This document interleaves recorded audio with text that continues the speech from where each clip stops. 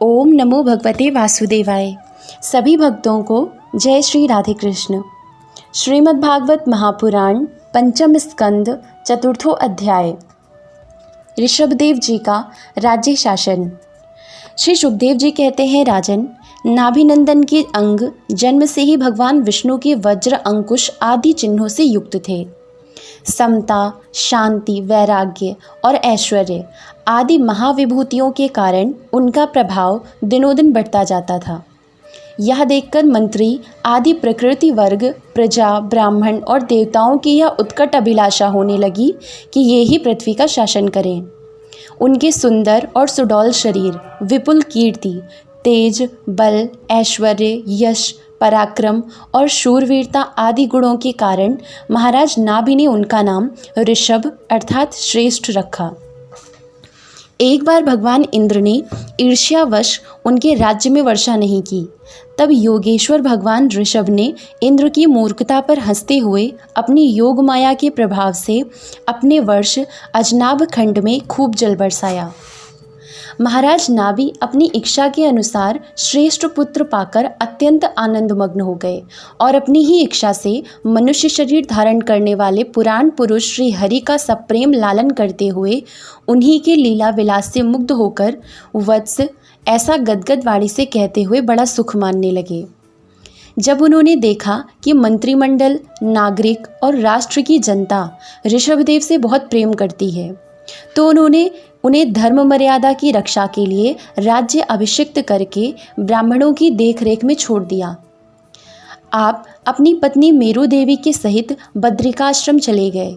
वहाँ अहिंसा वृत्ति से, जिससे किसी को उद्वेग ना हो, ऐसी कौशलपूर्ण तपस्या और समाधि योग के द्वारा भगवान वासुदेव के नर नारायण रूप की आराधना करते हुए समय आने पर उन्हीं के स्वरूप में लीन हो गए। पांडुनंदन राजा नाभि के विषय में यह लोकोक्ति प्रसिद्ध है। राजर्षि नाभि के उदार कर्मों का आचरण दूसरा कौन पुरुष कर सकता है, जिनके शुद्ध कर्मों से संतुष्ट होकर साक्षात श्रीहरि उनके पुत्र हो गए थे। महाराज नाभि के समान ब्राह्मण भक्त भी कौन हो सकता है, जिनकी दक्षिणा आदि से संतुष्ट हुए ब्राह्मणों ने अपने मंत्र बल से उन्हें यज्ञशाला में साक्षात श्री विष्णु भगवान के दर्शन करा दिए। भगवान ऋषभदेव ने अपने देश अजनाभ खंड को कर्मभूमि मानकर लोक संग्रह के लिए कुछ काल गुरुकुल में वास किया। गुरुदेव को यथोचित दक्षिणा देकर गृहस्थ में प्रवेश करने के लिए उनकी आज्ञा ली। फिर लोगों को गृहस्थ धर्म की शिक्षा देने के लिए देवराज इंद्र की दी हुई उनकी कन्या जयंती से विवाह किया तथा श्रौत स्मार्त दोनों प्रकार के शास्त्र उपदिष्ट कर्मों का आचरण करते हुए उसके गर्भ से अपने ही समान गुण वाले 100 पुत्र उत्पन्न किए। उनमें महायोगी भरत जी सबसे बड़े और सबसे अधिक गुणवान थे। उन्हीं के नाम से लोग इसे अजनाभ खंड को भारतवर्ष कहने लगे। उनसे छोटे कुशावर्त, इलावर्त, ब्रह्मावर्त, मलय, केतु, भद्रसेन, इंद्रस्प्रक, विदर्भ और कीकट, ये 9 राजकुमार शेष 90 भाइयों से बड़े एवं श्रेष्ठ थे।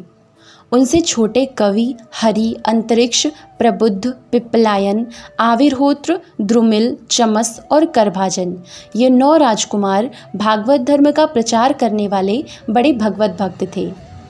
भगवान की महिमा से महिमान्वित और परम शांति से पूर्ण इनका पवित्र चरित हम नारद वसुदेव संवाद के प्रसंग से आगे 11 स्कंद में कहेंगे। इनसे छोटे जयंती के 81 पुत्र पिता की आज्ञा का पालन करने वाले अति विनीत, महान वेदज्ञ और निरंतर यज्ञ करने वाले थे। वे पुण्य कर्मों का अनुष्ठान करने से शुद्ध होकर ब्राह्मण हो गए थे।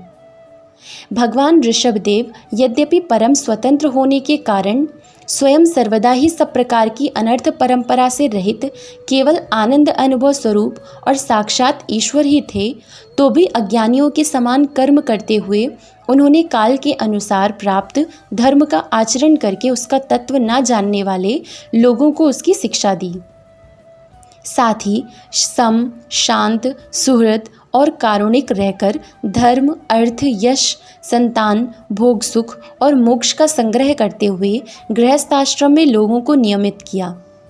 महापुरुष जैसा जैसा आचरण करते हैं, दूसरे लोग उसी का अनुसरण करने लगते हैं। यद्यपि वे सभी धर्मों के सार रूप वेद के गूढ़ रहस्य को जानते थे, तो भी ब्राह्मणों की बतलाई हुई विधि से साम दान आदि नीति के अनुसार ही जनता का पालन करते थे। उन्होंने शास्त्र और ब्राह्मणों के उपदेश अनुसार भिन्न भिन्न देवताओं के उद्देश्य से द्रव्य, देश, काल, आयु, श्रद्धा और ऋत्विज आदि से सुसंपन्न सभी प्रकार के 100 यज्ञ किए।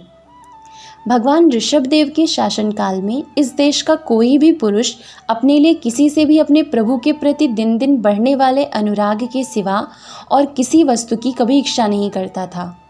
यही नहीं, आकाश कुसुम आदि अविद्यमान वस्तु की भांति कोई किसी की वस्तु की ओर दृष्टिपात भी नहीं करता था।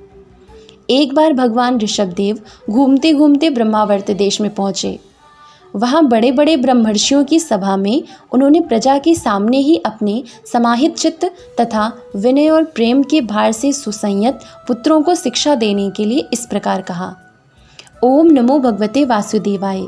जय श्री राधे कृष्ण।